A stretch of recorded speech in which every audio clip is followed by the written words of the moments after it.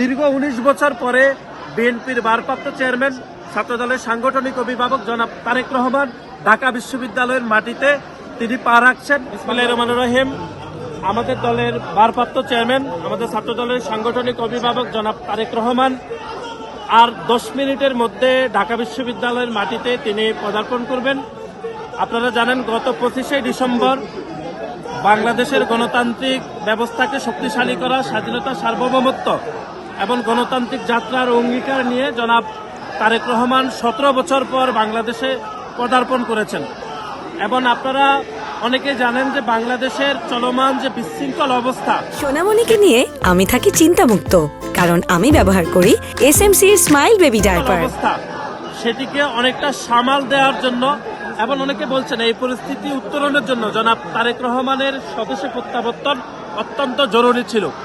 এবং তিনি গত 25শে ডিসেম্বর যে বক্তব্য দিয়েছেন, বিশেষ করে স্বাধীনতার, মহান মুক্তিযুদ্ধের ইতিহাস এবং একই সাথে 7 নভেম্বর সিপাহী বিপ্লবের কথা বলেছেন, 90-এর গণঅভ্যুত্থানের কথা বলেছেন এবং চলমান পেশিবাদ বিরোধী যে আন্দোলন গত 17 বছর হাসিনার বিরুদ্ধে আমরা করেছি, সে আন্দোলনে হতাহত যারা শহীদ হয়েছেন তাদের কথা বলেছেন এবং জুলাই আগস্টের গণঅভ্যুত্থানে যারা শহীদ হয়েছেন তাদের কথাও বলেছেন। এবং সর্বশেষ জুলাই আগস্টের গণঅভ্যুত্থানে যে শহীদ হয়েছেন আমাদের হাদি, তার কথা বলেছেন, তার ইনসাফের কথা বলেছেন। আজকে অল্প কিছুক্ষণের মধ্যে তিনি এখানে কবর জিয়ারত করবেন। বাংলাদেশের জাতীয় কবি নজরুল ইসলাম এবং জুলাই আগস্টের সম্মুখ সারির যোদ্ধা ওসমান হাদির কবর জিয়ারত করবেন।